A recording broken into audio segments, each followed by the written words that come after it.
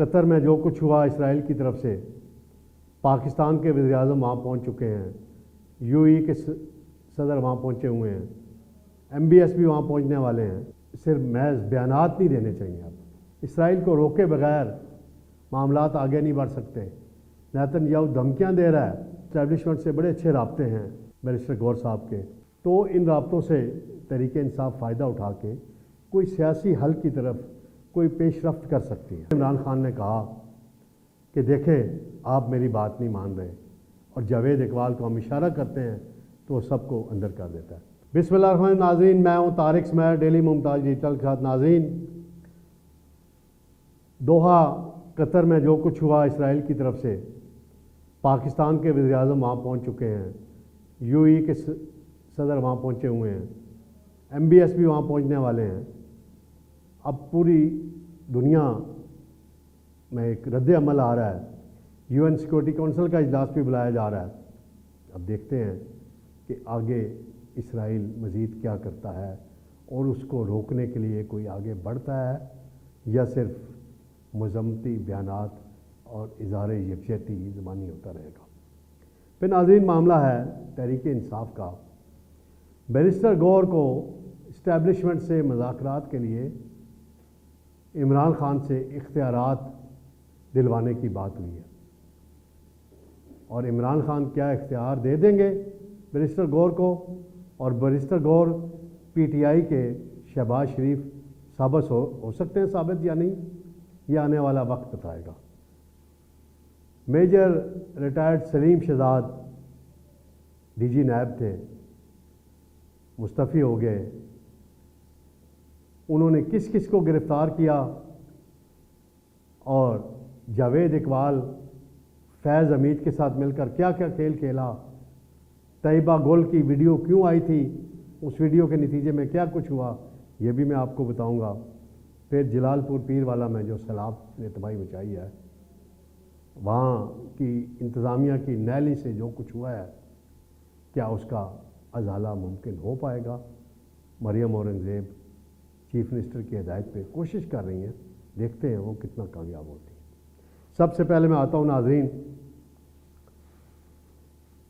قطر پہ اٹیک کیا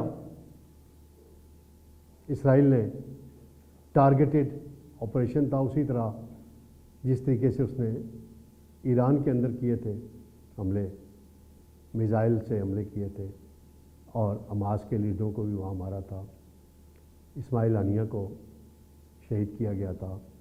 ابھی مذاکرات ہو رہے تھے، اور امریکی صدر ڈونلڈ ٹرمپ مذاکرات کرا رہے تھے، اور مذاکرات کے دوران دوحہ پہ اٹیک ہونا ایک بڑا سنگین واقعہ ہے، اور اس کا پہلو کل بھی میں نے بتایا تھا، بڑا اہم ہے، کہ امریکہ کا سب سے قریبی اتحادی ہے قطر۔ افغانستان کی جنگ بندی میں طالبان کے ساتھ معاہدہ امریکہ کا کرانے میں قطر کا کردار رہا، ثالث رہا وہ۔ ابھی اسرائیل کے اور جو مظالم غزہ میں ہوئے، حماس کا جو معاملہ ہے، اس میں بھی وہ مذاکرات کر رہے ہیں۔ وزیر اعظم شہباز شریف صاحب بھی وہاں پہنچ چکے ہوئے ہیں، بہت اچھی بات کی ہے انہوں نے، بڑا زبردست سفارتی موو ہے کہ یکجہتی کا اظہار کیا جائے، کیونکہ قطر پاکستان کا قریبی دوست ہے، انویسٹمنٹ بھی کرتے ہیں وہاں، اوورسیز پاکستانی بڑی تعداد میں موجود ہیں۔ پھر یو اے کے صدر بھی وہاں پہنچے ہوئے ہیں۔ اب اطلاع آئی ہے سعودی عرب کے ولی عہد محمد بن سلمان ایم بی ایس بھی وہاں جا رہے ہیں، تو سارے اسلامی ممالک وہاں اکٹھے ہو رہے ہیں۔ انہیں صرف محض بیانات نہیں دینے چاہیے، اب بیانات سے آگے بڑھ کے بات کرنی ہوگی۔ اسرائیل کو روکنا ہوگا، اسرائیل کو روکے بغیر معاملات آگے نہیں بڑھ سکتے۔ نیتن یاہو دھمکیاں دے رہا ہے، اور کہہ رہا ہے کہ ہم نے اسی طرح کا آپریشن کیا جیسے اسامہ بن لادن کے لیے امریکہ نے 2010 میں پاکستان میں کیا تھا، افغانستان میں بیٹھ کے۔ بھئی اسامہ بن لادن کا معاملہ اور حماس کا معاملہ بڑا ڈفرینٹ ہے، بڑا فرق ہے۔ اب دیکھتے ہیں کہ وزیر اعظم شہباز شریف کی کوششیں، باقی دیگر جو اسلامی ممالک کے لیڈرز ہیں ان کی کوششیں کیا رنگ لاتی ہیں۔ हमारे वज़ीर ख़ारजा ने भी फौरी एक्टिविटी दिखाई। UN सिक्योरिटी काउंसिल का इजलास बुला लिया गया है, उसमें भी ये सारा मामला ज़ेर बहस आएगा। नाज़रीन, दूसरा मामला है तहरीक इंसाफ का। बैरिस्टर गौर साहब बड़े शरीफ उल नफ्स चेयरमैन हैं, नरम मजाजी है उनके अंदर, बड़ी डेप्थ है, बड़ी अच्छी गुफ्तगू करते हैं। और लेकिन एक हार्ड लाइनर का ग्रुप है PTI के अंदर जो उनकी कोशिशों को हमेशा सबूताज कर देता है। माजी में भी हुआ, हाल ही में कुछ अर्सा पहले भी बातें हुई, और इस्टेब्लिशमेंट से बड़े अच्छे राब्ते हैं बैरिस्टर गौर साहब के। स्पीकर अयाज सादिक से बड़े राब्ते हैं उनके, राना सनाउल्लाह साहब से भी उनका राब्ता रहता है, बाकी जो वज़ीर कानून है आज़म नज़ीर तारड़ के साथ भी उनका राब्ता रहता है। तो इन राब्तों से तहरीक इंसाफ फ़ायदा उठा के कोई सियासी हल की तरफ कोई पेशरफ्त कर सकती है। अब मामला यह है कि बैरिस्टर गौर के पास इख्तियारात नहीं है, और उन्हें इख्तियारात अगर दे दिया जाएँ तो मेरी राय में वो इस्टेब्लिशमेंट और इमरान खान के दरमियान राब्ते का एक बेहतरीन ज़रिया बन सकते हैं। गुज़श्ता साल नवंबर में भी उनके ज़रिए राब्ते हुए थे, और एक मरतबा पेशावर में एक लॉ एंड ऑर्डर पे मीटिंग हो रही थी, तो वो मिलने चले गए आर्मी चीफ से, वो वहाँ मिले भी थे, फिर शोर शराबा भी हुआ, उसमें कोई कंट्रोवर्सी भी क्रिएट हुई। तो बैरिस्टर गौर जो बयानबाजी करते हैं वो भी बड़ी नाप तोल के करते हैं। तो एक ही रास्ता है इनके पास, कोई जेन जी वाला रास्ता नहीं बनेगा, एक ही ये रास्ता बनेगा कि मुज़ाकरात करें, कोई रास्ता निकालें। अब देखते हैं कि इमरान खान के पास लोग जा रहे हैं और वो कह रहे हैं उन्हें कि बैरिस्टर गौर को आप इख्तियारात दें। बैरिस्टर गौर को अगर इख्तियारात मिल जाते हैं और गारंटी होती है इमरान खान की तरफ से कि जो भी बात तय होगी उस पर अमल होगा, तो फिर कोई ना कोई रास्ता बन जाएगा। नाज़रीन, मामला है नैब का। आपको याद होगा एक साहब थे major Salim Shahzad, major retired, इन्हें परवेज़ मुशर्रफ के दौर में नैब में भर्ती किया गया था। गुज़श्ता रात मैंने तफसीली प्रोग्राम भी किया था इस पर। उन्होंने रिज़ाइन दे दिया। ये जब DG नैब लाहौर तैनात थे तो पनामा का स्कैंडल भी आया था, फिर शरीफ फैमिली को गिरफ़्तार किया इन्होंने, मौजूदा वज़ीर-ए-आज़म शहबाज शरीफ को भी गिरफ़्तार किया था, बुलाया था इन्हें पुल बनाने के केस में, जंग में, वो उनकी शुगर मिल थी उस इलाके में, और गिरफ़्तार कर लिया साहब पानी केस में। फिर बड़ा शोर मचा, फिर इन्होंने कैमरे लगवा लिए, कॉरिडोर्स में लगवाए, बाथरूमों में भी लगवा लिए, उसमें भी बड़ा शोर मचा, बड़ी कंट्रोवर्सी क्रिएट हुई। फिर एक ख़ातून थी तैयबा गुल, वो फारूक साहब हैं उनकी अहलिया थी, उनके बड़े ताल्लुकात थे जस्टिस जावेद इकबाल साहब के साथ। वो चेयरमैन नैब बने, वो गई, उन्होंने कोई वीडियो बना ली, वो वीडियो हथे चढ़ गई शहजाद अकबर के और फैज़ हमीद साहब के। फिर उसे यूज़ करके खूब इन्होंने जावेद इकबाल को दबा के रखा, ब्लैकमेल भी कहा जाता है किया गया। और फिर जावेद इकबाल ने वो कुछ किया कि इमरान खान कहा करते थे, बशीर मेमन जब DG-FIA थे उन्हें बुला के कहा था कि ख्वाजा आसफ के ख़िलाफ़ गद्दारी का मुकदमा बना दो, कि उसने अकामा रखा हुआ जी, वो वज़ीर दिफा है जी, तो उस पर मुकदमा क्यों नहीं बनाया, वो वज़ीर पानी बिजली रहा है, फलां है। तो वो बशीर मेमन ने कह दिया कि मुमकिन नहीं है, ऐसा मुकदमा नहीं बन सकता। तो इस पर इमरान खान ने कहा कि देखें आप मेरी बात नहीं मान रहे, और जावेद इकबाल को हम इशारा करते हैं तो सबको अंदर कर देता है। तो ये सारा सिलसिला था।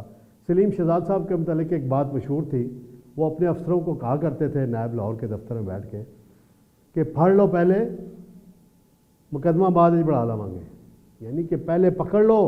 हुक्म आ जाता था उन्हें फैज़ हमीद की तरफ से, शहजाद अकबर की तरफ से, कह लें जिसकी तरफ से, पहले वो पकड़ लेते थे, फिर बाद में मुकदमा बनाते थे।